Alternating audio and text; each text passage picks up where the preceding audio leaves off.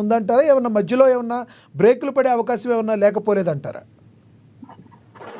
నమస్తే. డిబేట్లో ఉన్న మిత్రులందరూ కూడా నమస్కారాలు. ఇక అమరావతికి బ్రేకులు పట్టడం ఏమి లేదండి. కళ్ళెం లేని గుర్రంలాగా దౌడు తీస్తుంది. అమరావతి పనులను ఆపగలిగే దమ్ము, సత్తా ఇంకెవడికి లేదు. ఎందుకంటే నేను నిజం చెప్తున్నానండి. నిన్న జరిగిన ప్రధాని నరేంద్ర మోడీ గారి సభ అమరావతి రాజధానికి ఒక జోషును నింపింది. మోడీ గారు ఏమిచ్చారు, ఏం తెచ్చారు అనే ప్రశ్న కంటే ఒక భరోసా ఇవ్వగలిగారు, ఒక హామీ ఇవ్వగలిగారు. అమరావతికి కేంద్ర ప్రభుత్వం కట్టుబడి ఉందన్న సంకేతం ఇచ్చారు. దీంతో అమరావతి పునర్నిర్మాణ పనులు వేగవంతం అవుతాయి. నాగారు మీకు ఒక మాట చెప్తా.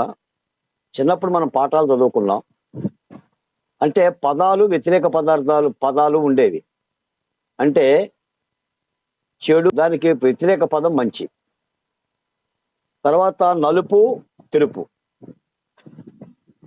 విధ్వంసం, నిర్మాణం, లేదా విచారం, ఆనందం. అలాగనే గత 5 ఏళ్ళు అమరావతిలో జరిగింది నేడు ఏడాది కూటమి ప్రభుత్వ పరిపాలన జరుగుతున్నది. నాటి అమరావతిలో కంప చెట్లు పెంచారు, నేటి అమరావతిలో కంప చెట్లు తొలగించారు. నాటి అమరావతిలో విద్యుత్ దీపాలు ఆర్పారు, నేటి అమరావతిలో విద్యుత్ దీపాలు వెలిగించారు. నాడు కట్టపాములు, తాసుపాములు పెంచారు, ఈ రోజున అమరావతిలో జనజీవనం జరుగుతుంది. నాడు కట్టడాలను కూల్చారు, నేడు కట్టడాలను నిర్మిస్తున్నారు. నాడు రైతులు ఇల్లు వదిలి రహదారుల మీదకి వెళ్ళారు, ఈ రోజున రైతులు ఇళ్లలో ఉండి పండుగలు చేసుకుంటున్నారు. నేను ఒక మాట చెప్తానండి.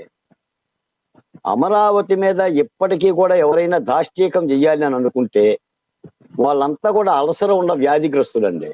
అంటే కడుపు మంట, పేగుపోట.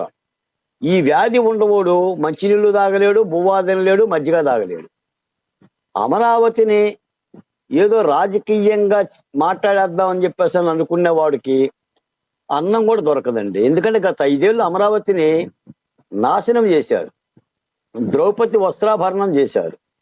ఈ రోజున అమరావతిలోనే అన్ని పెడుతున్నారంటే అమరావతిలోనే కాదండి.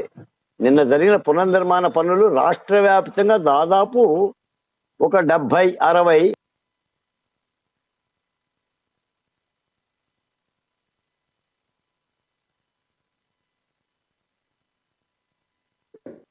స్వయం సమృద్ధిగా వెదిగే ప్రాజెక్టుగా నాటి ప్రభుత్వం చెప్పింది. హడ్కో నిధిలో ప్రపంచ బ్యాంకు నిధులు తెచ్చి కొన్ని కట్టడాలు నిర్మిస్తున్నారు. ఒక్క మాట చెప్పాలండి, ఈ రోజున అమరావతిలో విట్ అని ఒక కళాశాల ఉంది. ఆ కళాశాలలో అమరావతి బిడ్డలే లేరండి. రాష్ట్రంలోని 13 జిల్లాల ప్రాంత ప్రజలు అక్కడ చదువుకుంటున్నారు. నేను ఒక్క మాట చెప్తానండి, అమరావతిలో చెట్టు పూసిన, కాయగాసిన అది 3 ప్రాంతాల ప్రజల హక్కు. అది 3 ప్రాంతాలకే అన్నం పెడుతుంది. కేవలం వైఎస్ఆర్ కాంగ్రెస్ పార్టీ తన 3 రాజధానుల సిద్ధాంతాన్ని వెనక్కి తీసుకోలేక కడుపు మంటతో గొడ్డల వేటు రాజకీయాలతో అమరావతిని నిందలేయటం తప్ప ఇందులో ఏమీ లేదండి. ఇప్పటికైనా సరే అమరావతిని స్వాగతించాలి. ఎందుకంటే ఈ దేశ ప్రధానే వచ్చిన తర్వాత నేను ఒక మాట చెప్తాను నాగారు. భారతదేశంలో 28 రాష్ట్రాలు ఉన్నాయి. 28 రాష్ట్రాలకే 28 రాజధానులు ఉన్నాయి.